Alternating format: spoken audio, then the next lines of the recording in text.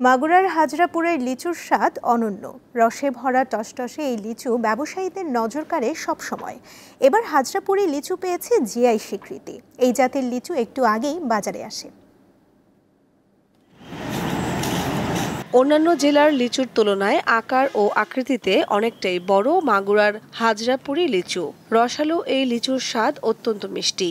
গত ৫ মে মাগুরা জেলা প্রশাসন সূত্র জানায়, জিআই ৩৮ ক্রমিকে মাগুরার হাজরাপুরি লিচু স্বীকৃতি প্রাপ্তির বিষয়টি নিশ্চিত হয়।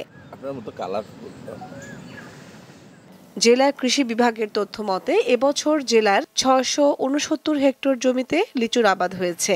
আর মাগুরা সদরের প্রায় ২০টি গ্রামেই ব্যাপক ফলন হয়েছে বিশেষ জাতের এই লিচুর। মাগুরা হাজরাপুর ইউনিয়ন পরিষদের সর্বোচ্চ লিচু আমদানি হয় এবং লিচু জিআই পণ্য হিসেবে স্বীকৃতি পেয়েছে।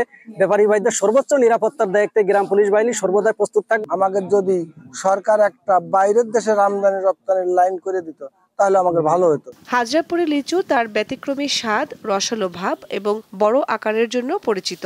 অনেকটা আগে ভাগেই বাজারে আসে এই লিচু, তাই এর চাহিদাও তুলনামূলক বেশি। জিআই পণ্য হাজরাপুরের লিচুকে আমরা সারা বাংলাদেশ তথা সারা বিশ্বে ছড়িয়ে দিতে পারবো।